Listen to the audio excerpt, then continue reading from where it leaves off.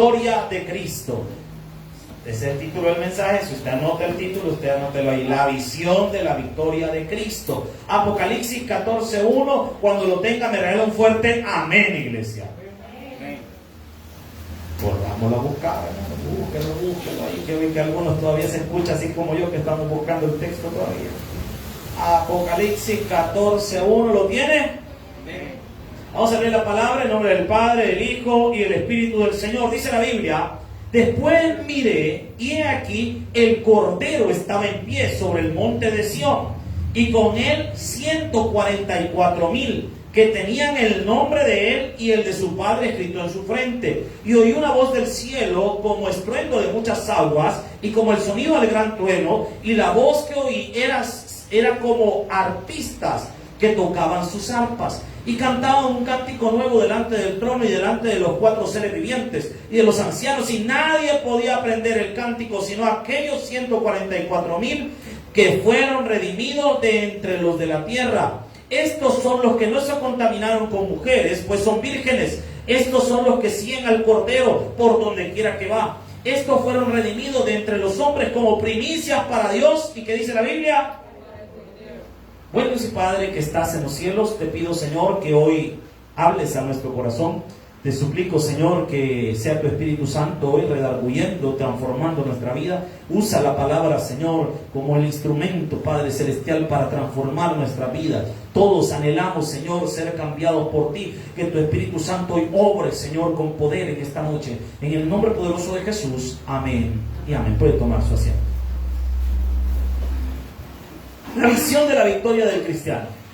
Nos encontramos en un punto interesante, hermano.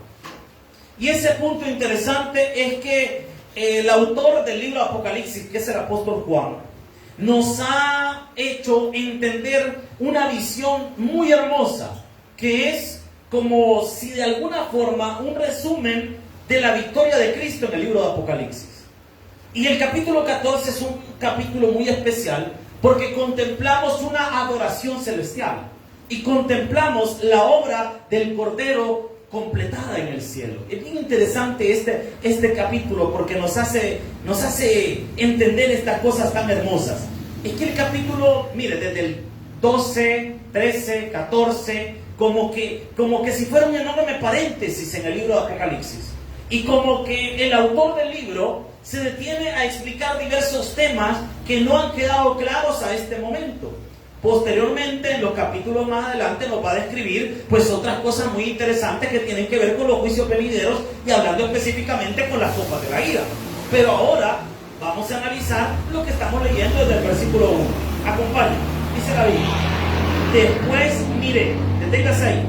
Ese después miré es que está hablando que la visión que tiene ahora es después de lo ocurrido en el capítulo 12 y capítulo 13. Capítulo 12 apareció el gran dragón escarlata.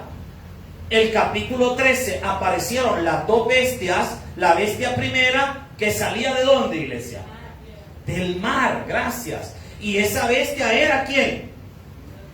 El anticristo. Y la segunda bestia, ¿de dónde salió? De la tierra. ¿Y quién era? El falso profeta. Ahora, después de haber mostrado la Trinidad satánica, es que ocurre esto. Por eso dice: después miré. ¿Después de qué? De haber hablado y mostrado al diablo, al anticristo y al falso profeta. Dice: he aquí, el Cordero estaba en pie sobre el monte de Sión. Y detengamos ahí, que aquí viene algo interesante. ¿Cuál monte de Sión?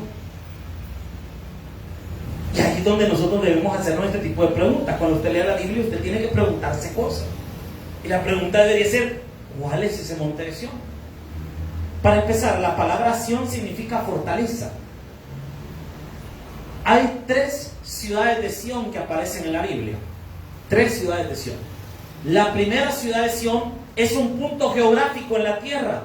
Segunda de Samuel, capítulo 5, versículo 17. Segundo libro de Samuel, capítulo 5, versículo número 17. Segundo libro del profeta Samuel, capítulo 5, versículo número 17. 5:17. ¿Lo tienen? ¿Lo tiene, iglesia? Segundo de Samuel 5:17, ¿lo tenemos todo? Búsquelo, búsquelo, búsquelo.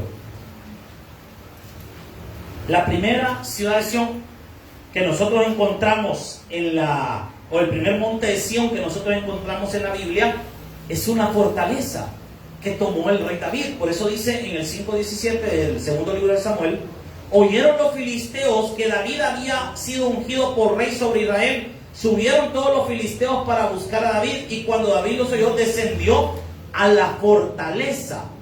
¿Cuál es esa fortaleza? La ciudad de Sión. Resulta que también la ciudad de Sión es conocida como la ciudad de David. Entonces, hay un punto geográfico que conocemos como la ciudad de Sión. Actualmente la ciudad de Sión existe, es parte de Jerusalén, pero no es un sinónimo en sí de Jerusalén, sino de un punto geográfico específico. No sé si hay una imagen, no sé si la mandó hermana Silvana. No la mandó, pues si me hace favor de buscar Monte de Sión. Monte de Sión. Entonces, el Monte de Sión es un lugar específico. De hecho, usted puede ir a visitarlo actualmente si usted quiere ir a pasear por Jerusalén. Tiene unos sus $3,000 de que le sobren ahí, puede darse su viaje por Jerusalén, ¿verdad? Se va a dar su viaje por allá y va a conocer parte de las rutas turísticas. Hay una que va directamente al Monte de Sión. Vamos a ver, quiero hacerle vea chivazo el Monte de Sión. Esa acá abajo.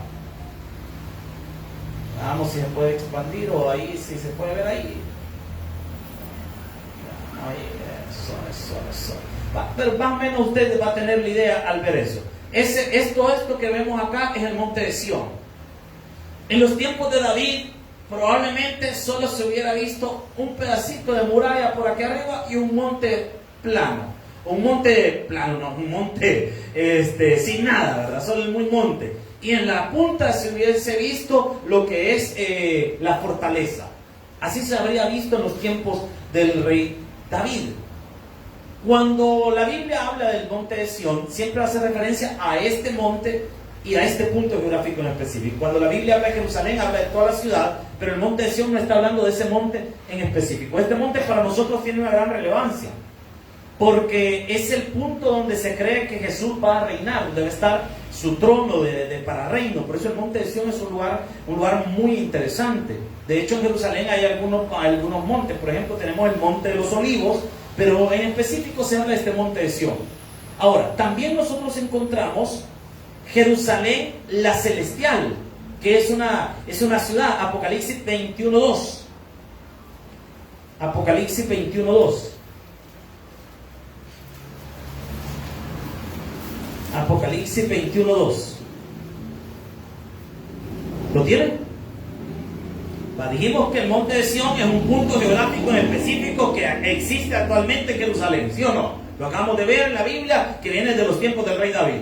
Ahora, en el 21:2 vemos que hay una nueva Jerusalén. Y dice la Biblia: y yo, Juan, vi la santa ciudad, la que dice, descender del cielo de Dios, dispuesta como una esposa ataviada para su marido. O sea, tenemos una Jerusalén celestial. No está claro si Jesús está en el Monte de Sión geográfico o está en el Monte de Sión hablando de la Nueva Jerusalén. La Nueva Jerusalén, cuando ya lleguemos a ese capítulo 21 de Apocalipsis, vamos a ver que es una ciudad cuadrada, es un cuadrado perfecto, y que va a descender a la tierra. Esto tiene un símbolo, porque la Nueva Jerusalén representa la eternidad de Dios. Y esa Nueva Jerusalén es que la tierra va a ser cubierta con la eternidad del Señor.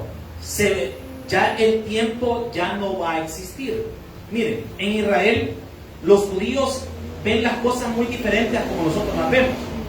Nosotros definimos cosas. Para el judío, las cosas se definen por su función. Por ejemplo, el Señor, cuando estuvo formando la tierra y todo lo que existe en el día cuarto, y aquí le dejo una tarea y chúpese este bomboncito, dice la Biblia que en el día 1, ¿qué hizo el Señor? No, dice que en el principio creó Dios los cielos y la tierra, y la tierra estaba desordenada y vacía. En el día 1, ¿qué hizo? Separó el que dice la luz, y a ese llamó, a la luz llamó día, y a las tinieblas, y fue, dice la Biblia, El primer día. Es que hay que leer la Biblia como está descrita. Porque dice, en el principio creó Dios los cielos y la tierra. No dice en el día 1. Dice en el principio, en el origen del cronos, del tiempo cronológico. Formó la tierra y el cielo. Pero la Biblia dice que separó la luz de las tinieblas en el día 1 de su creación. Ahora aquí viene el detalle. En el día 4 creó, dice la Biblia, el sol, la luna y las estrellas. Si el sol y la luna fueron creados hasta el día 4, ¿qué fue la luz que creó Dios en el día 1? Lo dejo ahí pensando, lo voy a dejar pensando un rato. Y miren el detalle. Dice el Señor que Él creó el sol, la luna y las estrellas. ¿Para qué? Para medir. Pero para medir el qué? Los años, los meses, las estaciones. O sea que el propósito del sol, la luna y las estrellas es para poder calcular el tiempo cronológico. Amén. Pero si la eternidad de Dios va a cubrir todo, por eso es que después usted va a leer en el libro de Apocalipsis que el sol, la luna y las estrellas ya no existen. Porque ¿cuál era el propósito del sol, la luna y las estrellas? Calcular el tiempo. Y si ya no va a existir el tiempo porque vamos a vivir en la eternidad de Dios, ya no tiene propósito el sol, la luna y las estrellas. ¿Aló? ¿Me está siguiendo acá? Vaya, mire. Y aquí vemos otro detalle interesante. Otros dicen que también hay una nación celestial. Hebreos 12:22.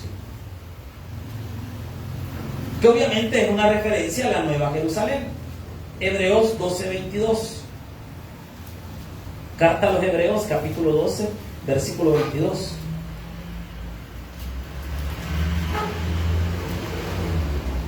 Hebreos 12:22. ¿Lo tienen? Vean lo que dice la palabra. Sino que os habéis acercado al monte de Sión, a la ciudad del Dios vivo. Jerusalén, la que dice, a la compañía de muchos millares. O sea que hay una ciudad de Sión en el cielo. En la tierra tenemos una ciudad de Sión, hay una ciudad de Sión en el cielo y hay una ciudad de Jerusalén que va a descender hacia la tierra. O sea que tenemos tres. Tenemos la ciudad de Sión que está ahora en la tierra de Israel. Está una ciudad de Sión celestial que está en los cielos. Y hay una ciudad de Sión o Jerusalén que va a descender del cielo. O sea que tenemos tres. ¿En cuál de las tres estará Jesús? Hablando en el capítulo 14, versículo 1 que acabamos de leer. No hay una respuesta clara de eso en la Biblia. No nos dice la Biblia dónde está exactamente, en cuál ciudad de Sión. Partimos de la idea de que si este evento es en los cielos, estaría entonces Jesús en el monte de Sión celestial. ¿Me está siguiendo? Pero eso es una conclusión lógica nuestra. Pero la Biblia no especifica cuál ciudad de Sión es. Entonces, cuando nos topamos en nuestros estudios bíblicos con una realidad como esta, cuando la Biblia no habla claramente de algo, hay un principio hermenéutico que debemos poner en práctica. ¿Cuál es ese principio? Callamos cuando la Biblia calla y hablamos cuando la Biblia habla. Amén. Como ahorita la Biblia no nos ha revelado exactamente dónde está Jesucristo, solo podemos deducir por lógica que si este evento del capítulo 14 de Apocalipsis se está desarrollando en el cielo, por ende estamos hablando de lo que dice Hebreos 12:22, el monte de Sión celestial. ¿Me está siguiendo la iglesia del Señor? Vea lo que dice la palabra. Después miré, 14:1 estamos. Después miré, y aquí el Cordero de Dios que está en pie sobre el monte de Sión. Ya dijimos que es probable que estemos hablando del monte de Sión celestial conforme a lo que dice Hebreos 12:22. Y con él 144,000. Deténgase. Si existen 144,000, quiero que haga una referencia y se recuerde cuando vimos allá por el capítulo 6 de Apocalipsis. ¿Quiénes eran estos 144,000? ¿Eran judíos? 12,000 de cada tribu, ¿sí o no? ¿Y cuál era el propósito de los 144,000? Predicar el evangelio del reino. ¿A quiénes? A todas las personas, pero principalmente a la nación de Israel. Si estos 144,000 fueron los primeros predicadores del Apocalipsis y ahora en el capítulo 14 están junto a Jesús en el monte de Sión celestial, ¿qué les pasó? Se murieron, o siendo más específico, los mataron. Y aquí entra un choque para nuestras ideas cristianas modernas. Para nosotros, que Dios esté con nosotros, es que todo nos tiene que salir bien aquí en la tierra. Y pensamos que la muerte es una derrota. Ese es uno de los pensamientos. ¿Por qué las personas siempre vemos, que pues sí, se hizo la voluntad de Dios? Decimos cuando alguien fallece, ¿verdad? Pero bueno, Dios no la sanó, ¿verdad? Pero ya está en los cielos. Pero lo vemos como una derrota. Pero para Dios, que nosotros muramos en batalla, es decir, ganando almas, sirviéndole al Señor, no es una derrota. Morir para el cristiano no es una derrota, es una victoria. ¿Por qué? Porque al morir usted y yo no vamos a la condenación, sino que ¿a dónde vamos? Con Cristo, con el Rey de Reyes y Señor de Señores. Porque si estos 44,000 los mataron en la persecución que va a ocurrir en el libro de Apocalipsis, significa que murieron predicando la palabra. Significa que Dios de alguna forma permitió que llegara la muerte a su vida. Pero ¿a dónde están en este capítulo 14? En los cielos. ¿Y haciendo qué? Alabando y glorificando al Rey de Reyes y Señor de Señores, y cantándole. ¡Qué privilegio, hermano! Mire, servirle a Dios, pasar al frente, dirigir unos coros, o dar unos anuncios, o predicar, cualquiera de estas acciones es un gran privilegio, hermano. No es cualquier cosa. Hermanos que cantan, que dirigen alabanza, que dirigen culto, hermanos, pasar al frente de una congregación no es cualquier cosa, es un gran privilegio, hermano. Porque usted está dirigiendo las alabanzas que van directo al trono del Señor. ¿Amén o no amén? Pero imagínense qué privilegio. Voy a ponerlo de esta forma, voy a ir por niveles. Cantar en nuestra iglesia local es un gran privilegio. ¿Cuántos dicen amén? Es un gran privilegio, hermano. No lo vea como algo común. Si usted es un servidor de la iglesia, no lo vea como algo, me toco cantar a mí. Cualquier culto, hermano, en el ayuno y oración puede ser, pero si usted pasa al frente, aunque hayan 2, 3, 4 personas aquí en el culto, hermano, es un gran privilegio, amado. Es un gran privilegio. Ahora imagínense qué privilegio ha de ser dirigir alabanza en la iglesia central. En un culto de las 9, como con 7,000 personas escuchándole, y le sale un gallo, hermano. ¡Qué tremendo, hermano! Pero imagínense qué privilegio. Pero imagínense qué privilegio todavía más grande ha de ser cantar en el evento que va a haber en diciembre del Taber allá en el estadio Cuscatlán. ¿Cuántas personas le caberán al Cusca? No sabe, alguien más o menos, no le quiere gustar el fútbol, porque tengo una idea. Nadie. ¿Cuántas miles de personas le caberán a algún lado? A saberla. Un montón de gente. Y cantar delante de ese montón de gente. Pero ahora imagínense qué privilegio más grande ha de ser poderle cantar a Dios mismo en el monte de Sión celestial. Obviamente ese privilegio no se lo iba a dar a cualquiera. ¿Y para quiénes lo reservó? Para los 144,000. ¿Por qué? Porque lo que ellos van a hacer no es fácil. Imagínense que a usted le digan, vaya hermano, le vamos a dar el privilegio de que usted vaya a predicar en África y se lo coman allá los tribus. No, qué privilegio, no, hombre, yo el privilegio no lo quiero. Es que morir por la causa de Cristo no es un privilegio que lo tiene cualquiera, pues, sino aquellos cuya convicción cristiana es tan fuerte que su fe no se va a ver flaqueada en medio de ese problema. Y eso es lo que les ocurre a los 144,000. cuya fe no iba a flaquear. Entonces, ¿quiénes son estos 144,000? Primero, cantaban un cántico único que solo ellos pueden cantar. ¿Y por qué? Porque Dios solo a ellos les dio ese privilegio. Vean lo que dice Apocalipsis capítulo 14, versículos del 2 al 3. Del 2 al 3. ¿Lo tienen? Y oí una voz del cielo como un estruendo de que dice... Es que mire, cuando hay un montón de gente se escucha como que si fueran mareas. Como que si fueran mareas. Ese montón de gente. Yo antes, y le confieso pecador, me gustaba ir al estadio a ver al mejor equipo del mundo, la Alianza. Y ¿sabe qué me gustaba? Cuando salía la Alianza a la cancha y comenzaban los vagos con los tambores, con todo, y de repente sacaban todo el montón de papel y tiraban aquello, y la gente... yo pagaba por ir a ese momento exacto y ver el montón de papel y la gente gritar. Se escucha como un estruendo de muchas voces cantando, gritando. Lo que está recalcando la palabra es que los 144,000 van a estar cantando. Imagínense 144,000 personas cantando. ¿Cómo se oirá ese montón de gente cantando? Y eso es lo que, por eso dice el apóstol Juan y nos comenta. Vea lo que dice 14:2.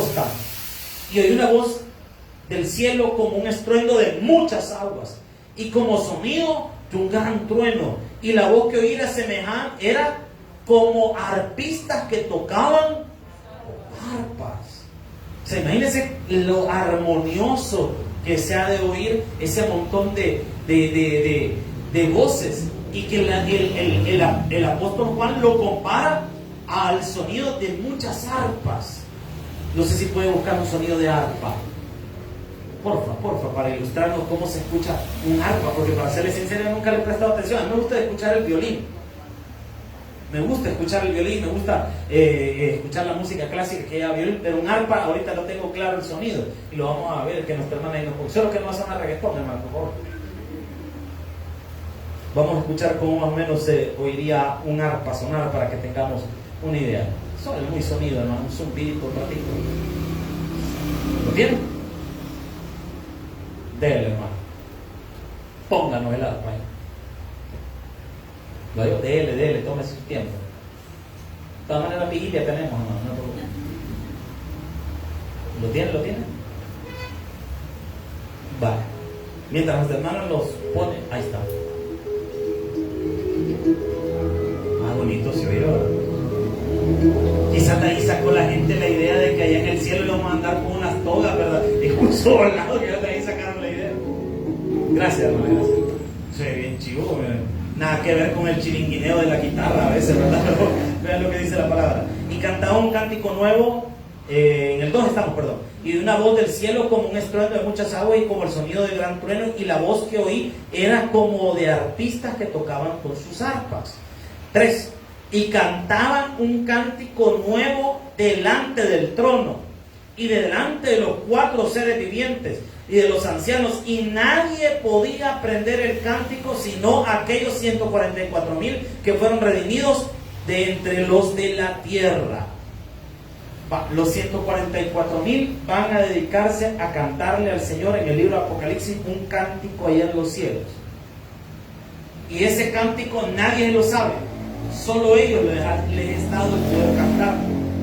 Y decíamos que les he dado ese privilegio de poder cantar ese cántico solo a ellos por el sacrificio que ellos van a hacer en su labor ministerial, puesto que van a predicar y van a morir predicando.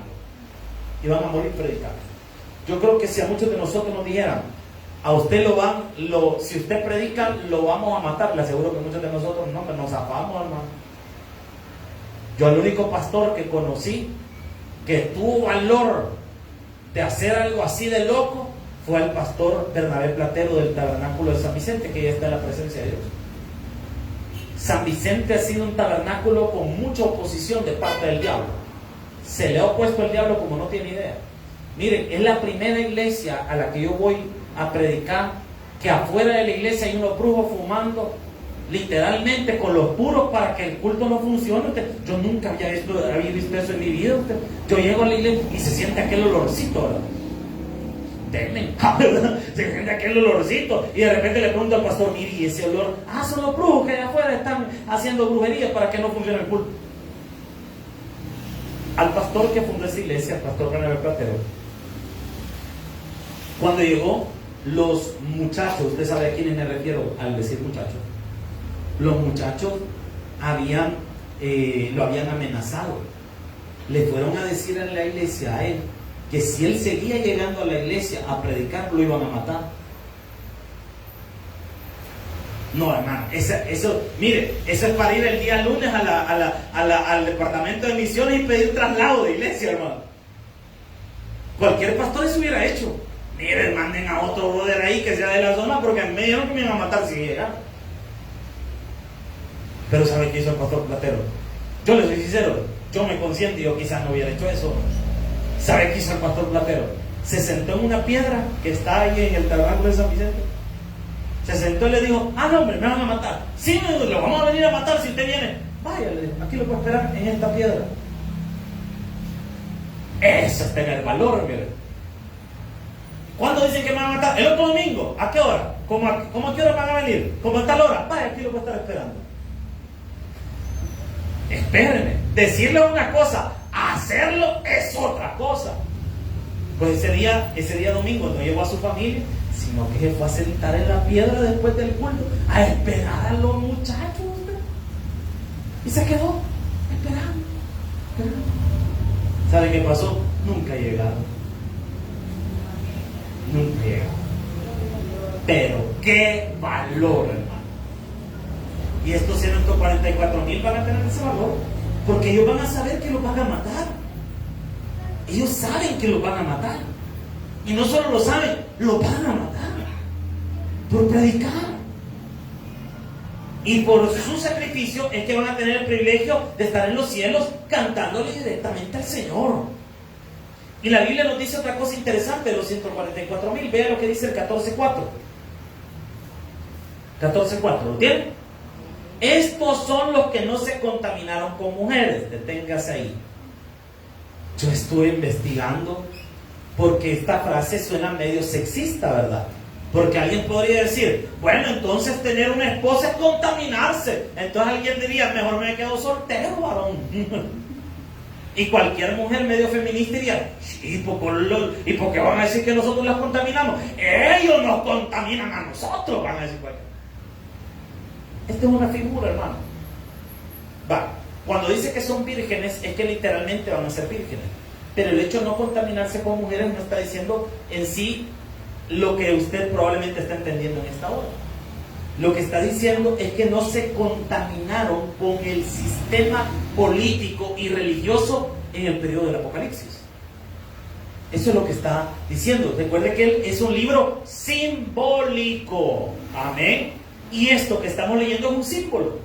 Cuando dice que no se contaminaron con mujeres, está diciendo que no fueron personas que se contaminaron con el modelo religioso y con el modelo político del periodo del Apocalipsis. Recuerde que el modelo religioso y político de la época va a ser la marca y el sello de la bestia, que solo lo van a tener aquellas personas que adoren a la bestia. Por ende son personas que no van a practicar el culto a la bestia. ¿Me está siguiendo? Y son vírgenes, dice la Biblia. Es decir, que nunca tuvieron ningún contacto sexual. Y vea lo que dice la palabra del Señor. Seguimos avanzando en el 14:4. Dice, estos son los que no se contaminaron con mujeres. ¿Ya estamos claros con eso? Es decir, no participaron del sistema religioso ni político de la época, pues son vírgenes, literalmente vírgenes. Estos son los que siguen al Cordero por donde quiera que va, dice la Biblia. O sea que los 144,000 allá en los cielos van a estar detrás de Jesús siempre. Vea qué privilegio más grande. Estos fueron redimidos de entre los hombres, como que dice la Biblia. Deténgase ahí. ¿Qué significan las primicias para Dios? Primero tenemos que entender que este es un concepto antiguo testamentario. Las primicias Era una fiesta que se realizaba en el tiempo bíblico. Acompáñenme a Levítico capítulo 23, versículo 9. Levítico 23, 9.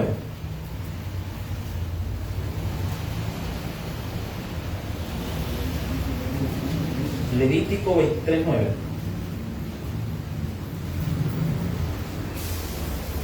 ¿Lo tienen?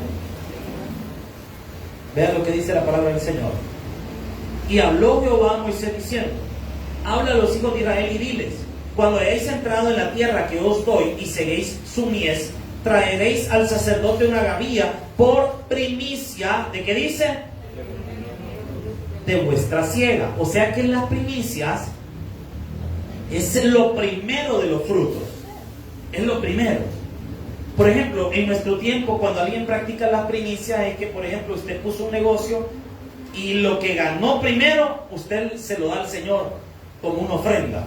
Eso es entregar la primicia. Usted está dando lo primero. O usted puso un negocio, su primera ganancia, usted se la dedicó al Señor, usted le está dando sus primicias. En los tiempos bíblicos, como no se manejaba la economía como la manejamos actualmente, sino que la mayoría era una especie de trueque y de cambio agrícola. Por ejemplo, si yo cultivo frijoles pero quiero manzanas, le doy una libra de frijoles y me dan 3 manzanas. Me explico, estamos cambiando. Entonces, lo primero que producía mi campo, yo lo entregaba, esa gavilla, al Señor, a su templo. Entonces, las primicias son lo primero.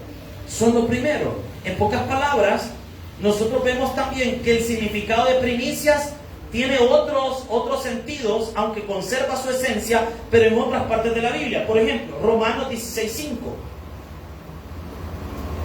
Romanos 16:5.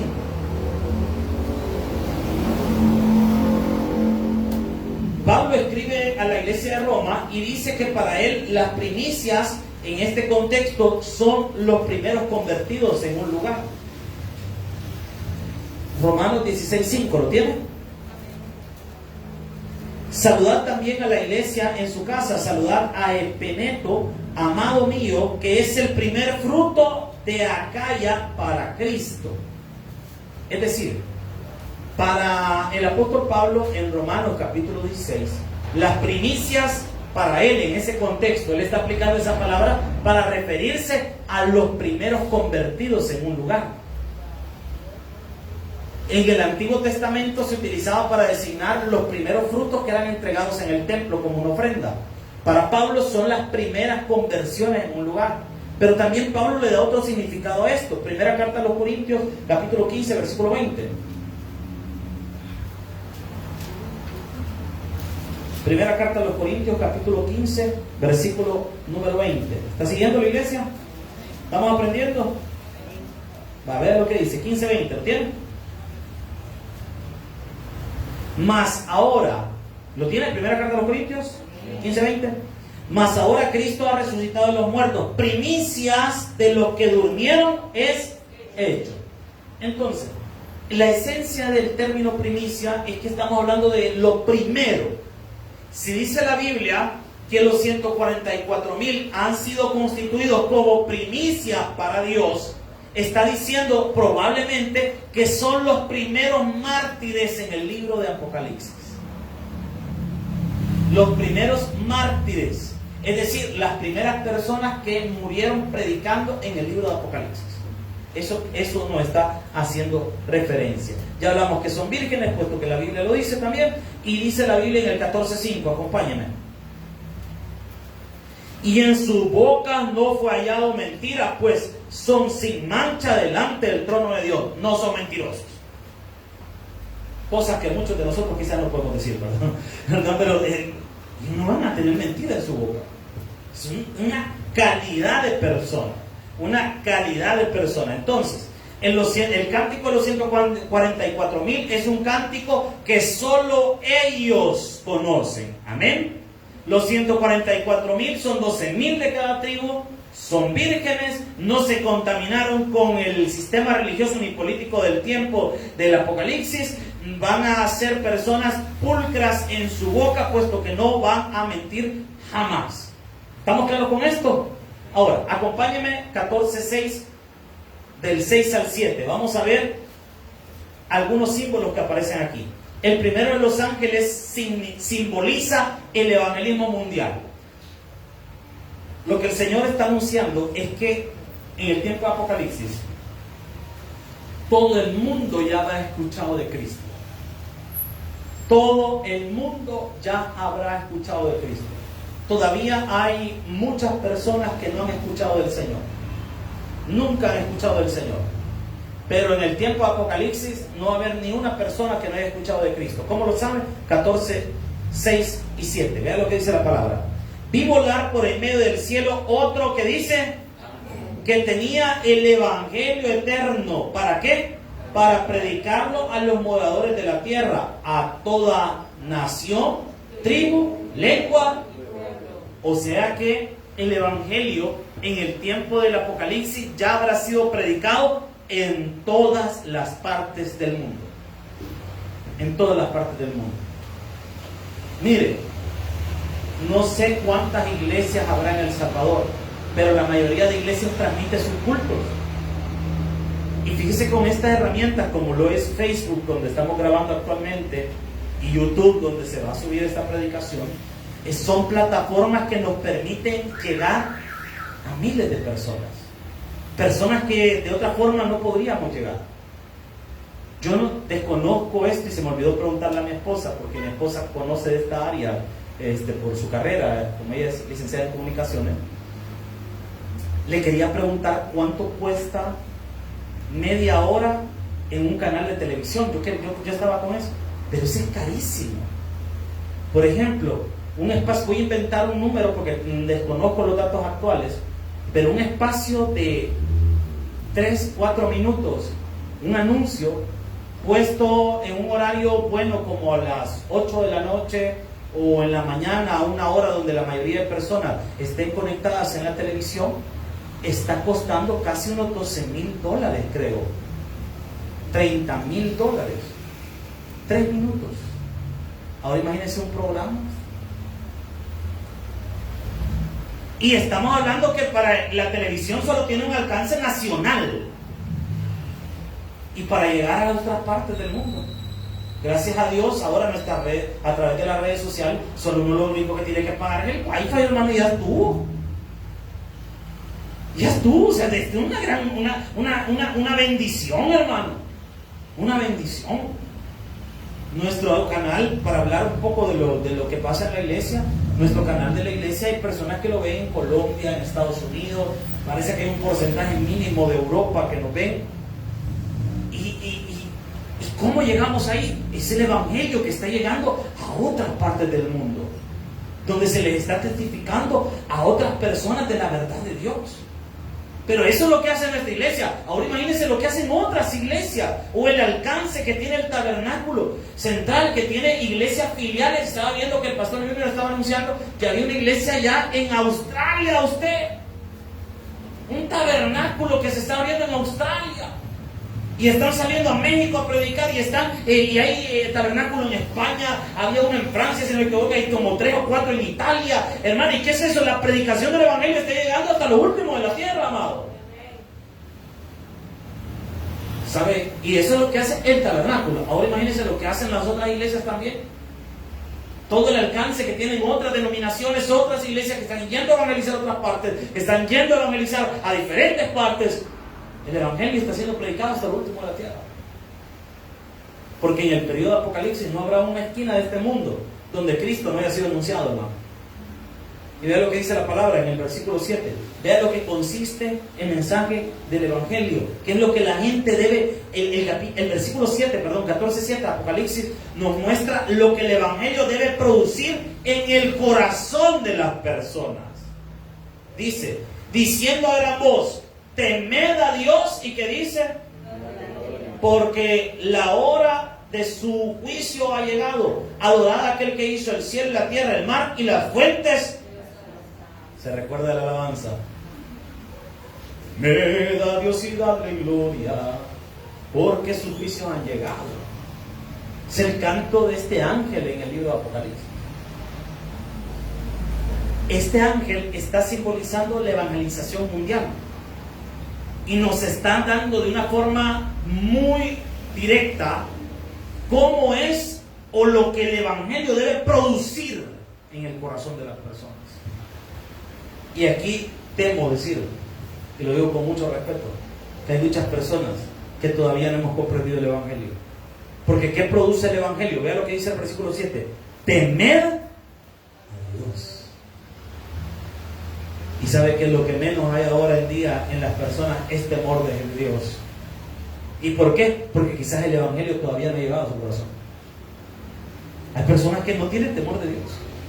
No, en su boca dicen temer a Dios y decimos, no hermano, no, mi Dios, mi respeto del Señor acá, pero el fin de semana no le tienen temor a Dios de tener una botella en la mano y emborracharse.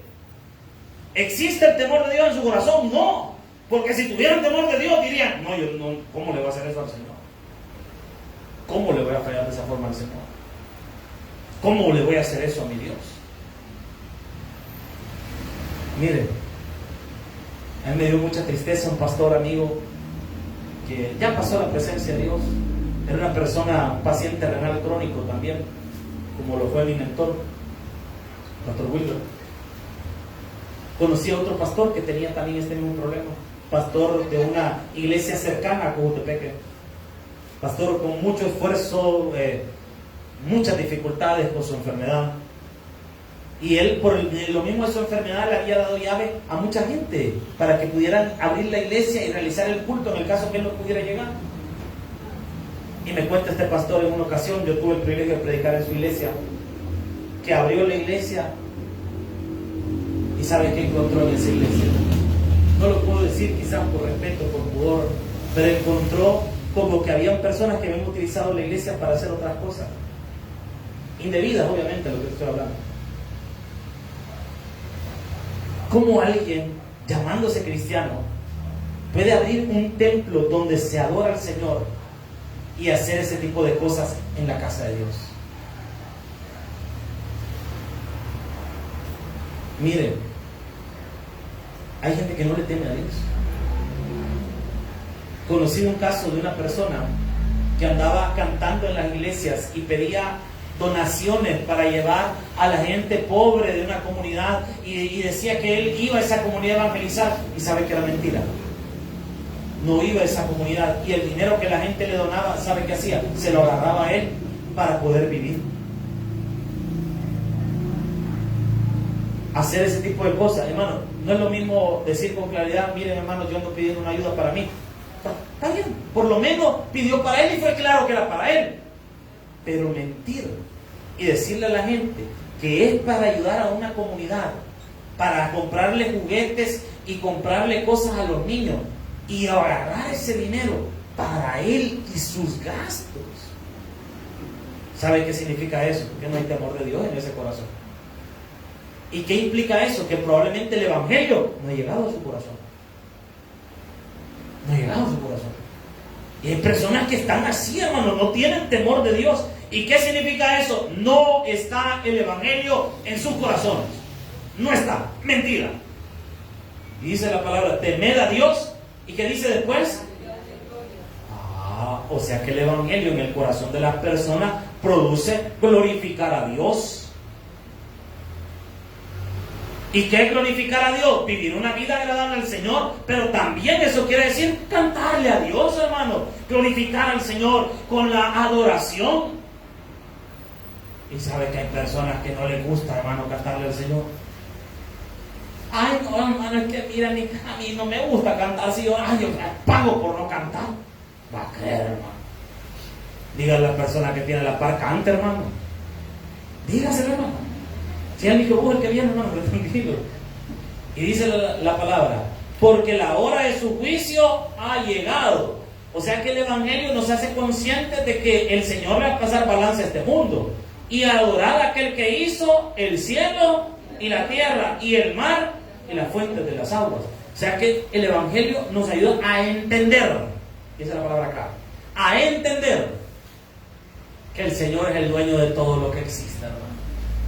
Pero espere, aquí no solo se anuncia simbólicamente el poder del Evangelio y la evangelización mundial. Aquí también se anuncia otra cosa. Vea lo que dice el versículo 8. Otro ángel le siguió diciendo, ha caído Babilonia, la gran ciudad, porque ha hecho beber a todas las naciones del vino del furor de su fornicación. Deténgase. Se anuncia la caída del sistema social y político del periodo Apocalipsis. El sistema social y político es ilustrado a través de una ciudad llamada Babilonia. Babilonia existió. Fue una ciudad fundada por Nimrod, el vigoroso cazador que aparece en el libro de Génesis. Esa ciudad fue un imperio mundial, el imperio de Babilonia. Se recuerda que lo estudiamos en las 7 cabezas de la bestia, fue un imperio mundial. Pero esa ciudad actualmente está en Irak y no existe esa ciudad. Son ruinas. Si usted va a ver la ciudad de Babilonia, va a encontrar un montón de tierra y unas cuantas ruinas, y eso es toda la ciudad de Babilonia. Algunos opinan que en el periodo de Apocalipsis va a ser reconstruida la ciudad de Babilonia. Saddam Hussein, ¿se recuerda de él? Saddam Hussein en la historia, ¿verdad? Saddam Hussein, que fue un dictador en Irak, él intentó reconstruir la ciudad de Babilonia. Fíjense, un dato interesante. Pero no lo logró. No lo logró. Esa ciudad sigue en ruinas. Entonces, la ciudad de Babilonia, algunos dicen que va a volver a ser reconstruida en el periodo del Apocalipsis y va a ser el centro político del imperio del anticristo. Fíjense que no está tan loca esa idea, porque la primera ciudad que existió se cree que fue Babilonia, la primera ciudad sobre la tierra. Y qué curioso que sea la última que existe en el libro de Apocalipsis. Bien curioso ese paralelismo. Pero hay otra opinión que es un poco más clara. Babilonia no está representando la Babilonia en Irak, sino el sistema político y religioso. Y que lo más probable es que ese sistema político y religioso vuelva a Europa y se encuentre en Roma. Y simbólicamente la Biblia le llame Babilonia a ese lugar. Y que sea Roma de nuevo la cabeza del mundo. Probablemente sea esa la interpretación más adecuada para esto. Y finalizo con esto porque el tiempo se me ha ido. Acompáñenme al versículo 9. Versículo 9. Porque el tiempo ya se me terminó. Y el tercer ángel subió y siguió diciendo a gran voz: si alguno adora a la bestia y a su imagen y recibe la marca de su frente en su mano, él también beberá. ¿De qué dice? Y aquí ya el Señor ya nos adentró en los últimos juicios, fíjense, con esa palabra. Porque nos está diciendo quiénes van a sufrir los últimos tormentos del libro de Apocalipsis, los últimos juicios. ¿Quiénes lo van a sufrir? Los que recibieron la marca de la bestia y adoran a la bestia. ¿Y cuáles son esos últimos juicios? Esos últimos 7 juicios que nos vamos a estudiar un poco más adelante. Son las copas de la ira del Señor. Y mire, y esa figura de copas de la ira no crea que es así casualidad. Las copas de la ira simbolizan literalmente que es la esencia de la ira de Dios. Miren, dicen por ahí que perro que ladra no muerde. Persona que es brava, le pasa a acabar como los chuchitos. Miren, los chuchitos son cosas serias. Cuando usted se le están ladrando y usted le pone pan, se le va a veces, solo le puya el chucho.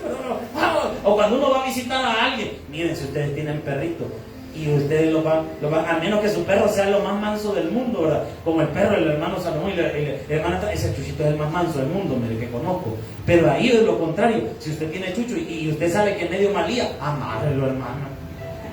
Porque uno le dice, no, si no te va a hacer nadie, el chucho está echando saliva por todos lados, y hasta los ojos rojos tiene el chucho, de como que el diablo de volado. Amárrelo, hombre. Si a usted lo conoce el chucho, a uno no lo conoce, hermano. Miren, ¿por qué estoy diciendo esto? Ya me van a entender por qué estoy hablando de esta pelazón. Las personas que solo son bulla son las que no hacen nada. Pero las personas que se quedan calladas y reprimen el enojo, un día van a explotar. Y no hay nada más peligroso que una persona que guarde cólera. Eso es peligrosísimo. Porque un día va a reventar. Sabe que nuestro Dios se ha guardado su ira por mucho tiempo. ¿Y sabe desde cuándo el Señor se ha aguantado la cólera? Desde el Génesis, con Caín y Abel. Desde ahí el Señor se ha ido aguantando. Soltó un poquito de su cólera cuando mandó el diluvio universal, pero ahí se la volvió a guardar. Por eso dice la Biblia que Jehová es lento para la ira y grande en misericordia. Se ha aguantado la cólera. Pero en el libro de Apocalipsis, cuando hablamos de las copas de la ira, imagínense el nombre, ¿copas de qué? Estamos hablando que ahí el Señor va a dejar ir toda su cólera, hermano. ¿Se imagina usted cuánto enojo tiene Dios si se ha aguantado la cólera desde el libro de Génesis hasta la fecha, hermano, y la seguirá guardando hasta el periodo del Apocalipsis? ¿Se imagina usted lo terrible que van a ser esas copas de la ira? ¿Y quiénes van a beber de esas copas? Los que han adorado a la bestia y tienen la imagen y la marca de la bestia. Y vean lo que dice la palabra, y con esto vamos alcanzando porque ya se nos va. Dice que ha sido vaciado como puro en el cáliz de su ira. Puro, vaciado, purito. Los que han tenido el vicio del alcohol saben que, mire, hay niveles. Por ejemplo, cuando una persona comienza a ser alcohólica, mezcla el alcohol con alguna otra cosa, con un jugo, con una gaseosa. Pero cuando ya el hombre está experimentado y es medio zapatón, hasta el alcohol 90 se va. Y puro, sin nada. Mire, yo he visto de las personas de las que están en la calle cuando uno lo anda evangelizando, echarse alcohol 90 puro, así como que fuera agua. Y hablo con todo. No, hermano. Sí, qué terrible. O sea, eso puro es fuerte. Eso es algo fuerte, hermano. Puro, lo de la esencia. Ahora imagínense la ira de Dios en esencia, lo puro. Y dice la palabra del Señor: y será atormentado con fuego y azufre delante de los santos ángeles y del Cordero. Y el humo de su tormento sube por los siglos de los siglos. Y no, que dice la Biblia, tienen reposo de día y noche, y los que adoran a la bestia a su imagen, y nadie que reciba la marca de su nombre. Casi nada le va a pasar, ¿verdad?